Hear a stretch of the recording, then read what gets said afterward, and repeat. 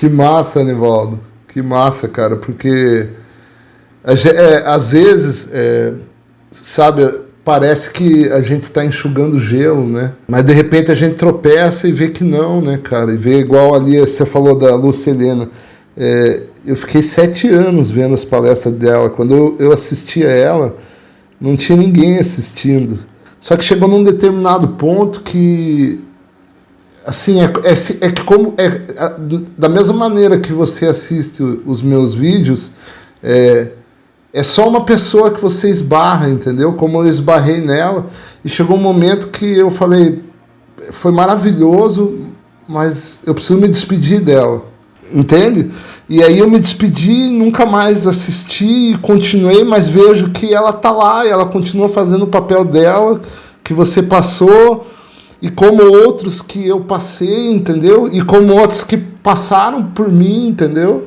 O que eu mais percebo cada vez mais assim é que as cartas, elas falam do nosso fundamento, que é uma outra dimensão, e que não é impossível você racionalizar essa outra dimensão, né? Então nós estamos falando de uma dimensão terrena, né?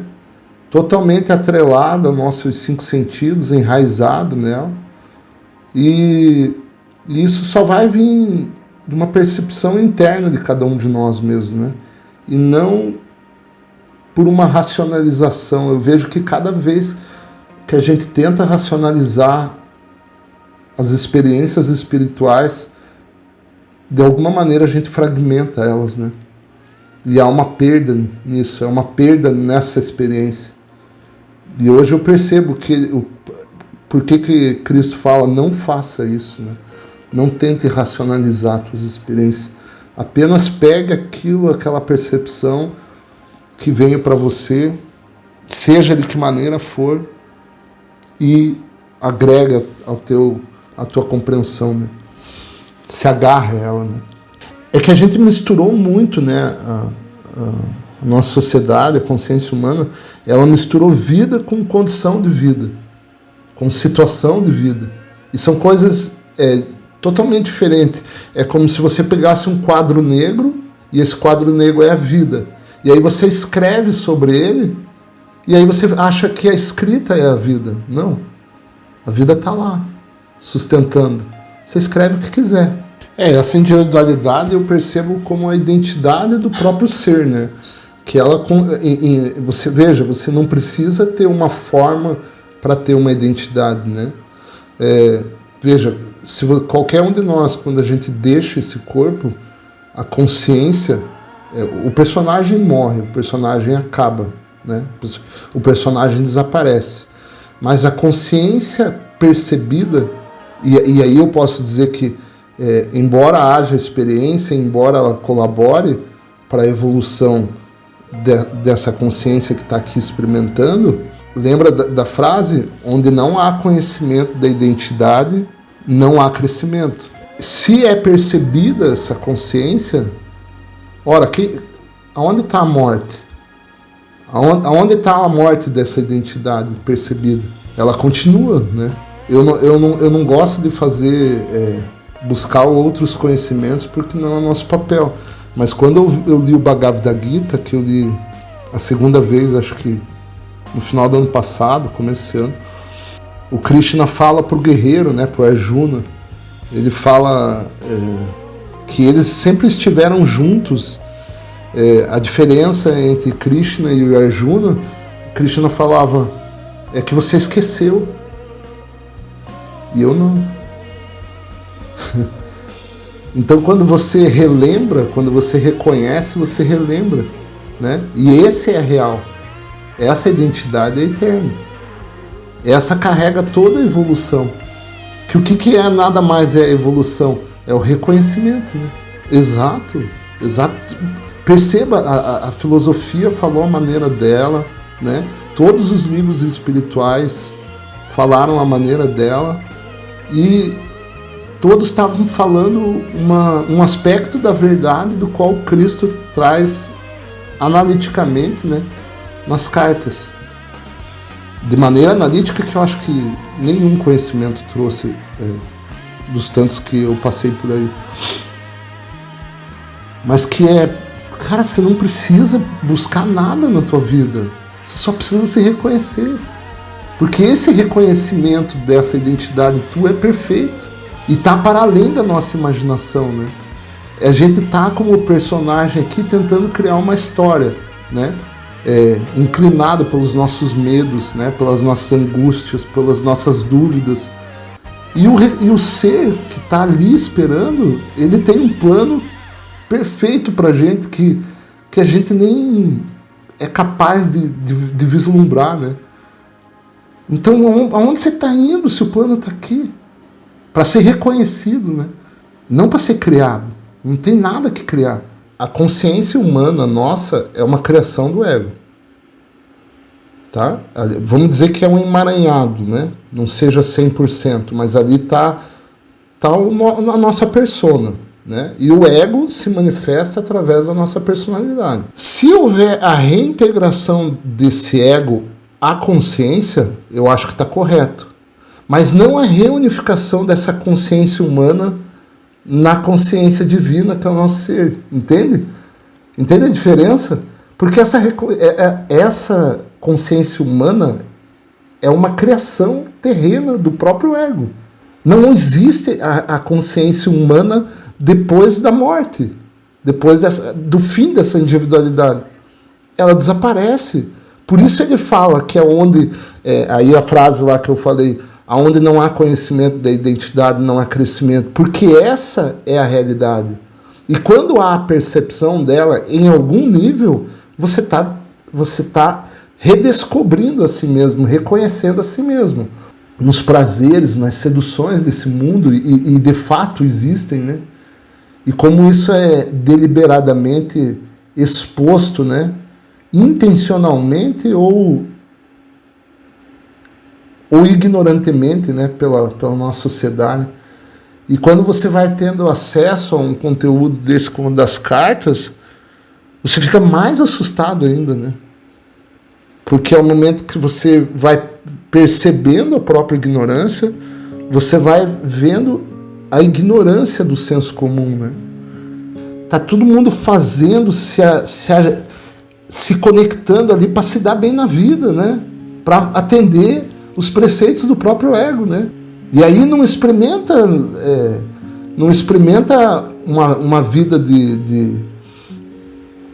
de fracasso mundano, de escassez mundana, né? De comida, de coisas, mas o ser lá fica morrendo de fome, né? E a pessoa não sabe. Eu tenho esbarrado em muita gente rica, milionária, que acha que conquistou tudo, e você vê que espiritualmente elas são muito ignorantes, mas não sabem nada. Nada de nada. Quando a pessoa esbarra na vida, quando ela vai falar da vida, ela se perde inteirinha. Ela é espetacular para falar de condição de vida, mas quando ela vai falar de vida, ela não sabe, ela não consegue entender. E ela continua buscando lá fora.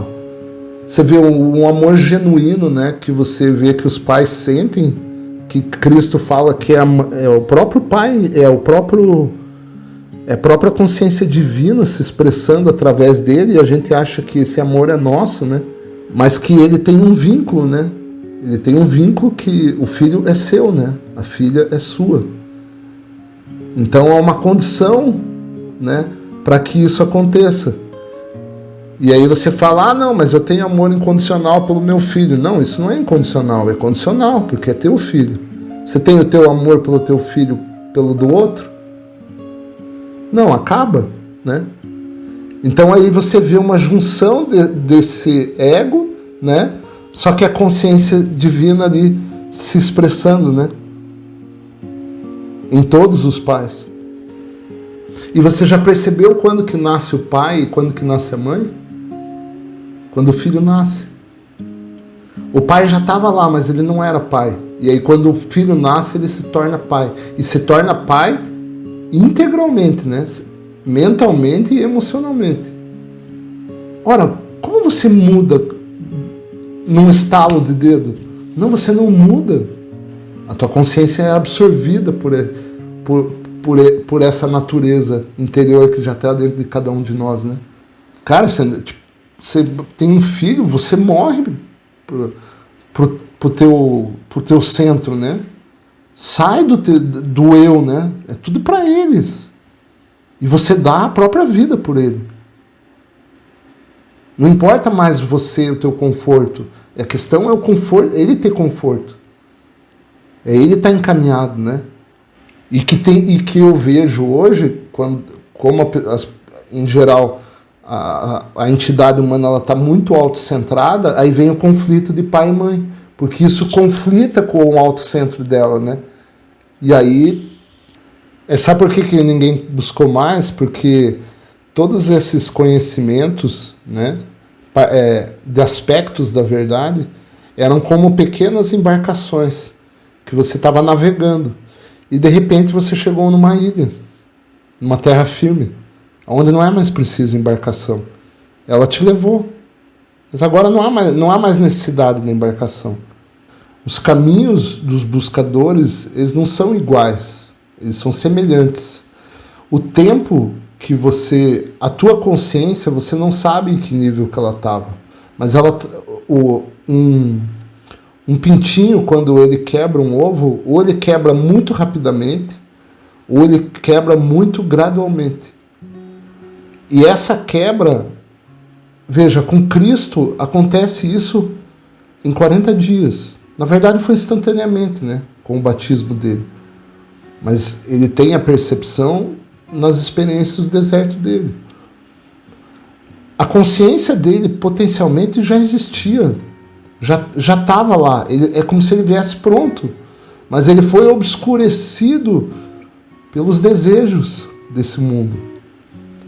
A sua consciência, provavelmente, ela foi obscurecida por um dogma. Mas não se iluda, a sua consciência já estava lá. Por isso, essa consciência, ela não dá saltos. Eu acho que todos nós, de alguma maneira, a gente expressa essa natureza, né? Porque ela tá na nossa consciência ali, impulsionando, né? Veja, toda essa atividade do ego de buscar, o que é? É uma distorção, né, dessa consciência divina empurrando. Porque a consciência divina está empurrando, né? Mas aí o ego distorce essa expressão, né, da própria alma em causa própria. Mas o anima, né? Vou usar a palavra do Jung lá, o anima que está animando ali, que está empurrando a entidade, é a própria alma. Cara, você vai para lá, mas daí você volta com mais força. E aí você fica pensando, meu Deus, o que é essa força que me impede a remeter a mim mesmo e ver que lá, toda vez que você se joga nessa vida mundana, parece que você vê que é ilusão, mais ilusão, entendeu? E aí você volta com maior fervor, né? Que força é essa? Não é racional. Porque é um sentido contrário, né? Um está buscando a sobrevivência, né? Está buscando as coisas mundanas. E a outra está buscando a si mesmo e transbordando, né? A partir dessas percepções. Então o Pai ele tá usando, entre aspas, né? Cada um de nós para expressar. Exato. Cada um de nós. Alguns ele consegue... esse véu é mais opaco. Em outros é mais translúcido, né? Mas ele está disfarçado de cada um de nós. Só que tem uma máscara que impede que ele se apresente. Eu ia dar uma característica do ego aqui, mas ele já está no trecho que eu vou falar. Eu ia falar que fundamentalmente você percebe que o ego, nosso ego, ele quer controlar, ele quer controle, ele quer planejar. E a nossa alma, ela quer deixar ir, ela quer se entregar. E esse é o grande antagonismo, né, da natureza desses impulsos equilibrados e desequilibrados em causa própria, egocêntricos. E aí é uma frase que ele diz que é totalmente espiritual, que é assim: tem muita gente falando muita coisa, mas às vezes é preciso ouvir a si mesmo.